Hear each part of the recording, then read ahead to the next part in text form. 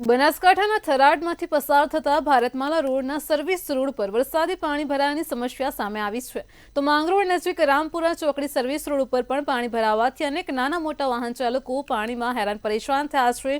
વાહનો પાણીમાં બંધ થઈ રહ્યા છે તો સમસ્યાને લઈને સ્થાનિકો દ્વારા વારંવાર તંત્રને રજૂઆત પણ કરવામાં આવી હતી, પરંતુ તંત્ર દ્વારા કોઈ પણ પ્રકારનું ધ્યાન આપવામાં ન આવતા લોકોમાં ભારે રોષની લાગણી ફાટી જોવા મળી છે।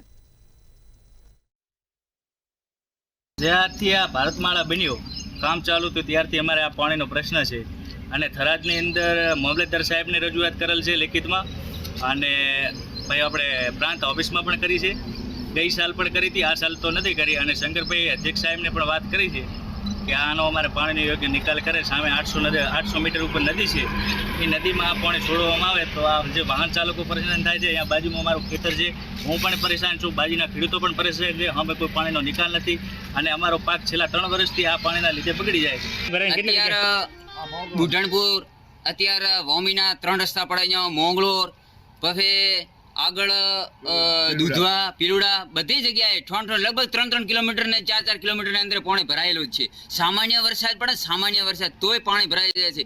એક વખત 2015ની અંદર પૂર આવ્યો ને નાનો રોડ હતો ને તોય આટલી સમસ્યા નથી। અત્યારે ભારતમાલા રોડ બનાવ્યો છતાં જે 2020થી આ રોડ બનાવ્યો ને આ લોકોને એ વખતેની હવે સુધી સમસ્યા કોઈ આને સોલ્યુશન આવ્યું જ નથી, બરોબર। ખેડૂતોને ખૂબ પરેશાની છે અને મારું તો માનવું એવું છે કે સરકાર સાંભળે અને તાત્કાલિક આનો નિર્ણય લે અને આનું સોલ્યુશન કરે। થરાદ વિસ્તારના ત્રીજા વરસાદે જ્યારે ધમાકેદાર રીએન્ટ્રી કરી ચૂકી છે ત્યારે થરાદ શહેર સહિત અન્ય જે ભારતમાલા રોડ સર્વિસ રોડ ઉપર અનેક જગ્યાએ પાણી ભરાય છે। આપને જે દ્રશ્યો બતાવું છું તે દ્રશ્યો છે કોઈ કે પુલના નથી, પણ આ દ્રશ્યો છે તે મોગરોડથી અને જે ઝોણથી વચ્ચેના રોડ ઉપરના દ્રશ્યો છે। અહીંયા 3 થી 4 ફૂટ પાણી ભરાયા છે, એટલે ઘણા લોકોને સાધન પણ બંધ થઈ ગયા છે, ઘણા લોકોને ચાલવામાં પણ તકલીફ પડી રહી છે। અહીંયા પહેલી વખત પાણી નથી ભરાયા। અહીંયા જ્યારે રોડ બની રહ્યો હતો ત્યારે એના સ્થાનિકો દ્વારા જે વારંવાર લેખિત તથા મૌખિક રજૂઆત કરી હતી, જ્યારે ભારતમાલાનું કામ ચાલુ હતું ત્યારે એના સ્થાનિકો દ્વારા લેખિત તથા મૌખિક રજૂઆત કરી હતી કે ભાઈ અહીંયા પાણી ભરાશે, અહીંયા તમે લેવલિંગ વાળું કામ કરો, પણ અધિકારીઓ કોન્ટ્રાક્ટરે કોઈ નજરમાં કોઈ ધ્યાન જ લીધું નહોતું।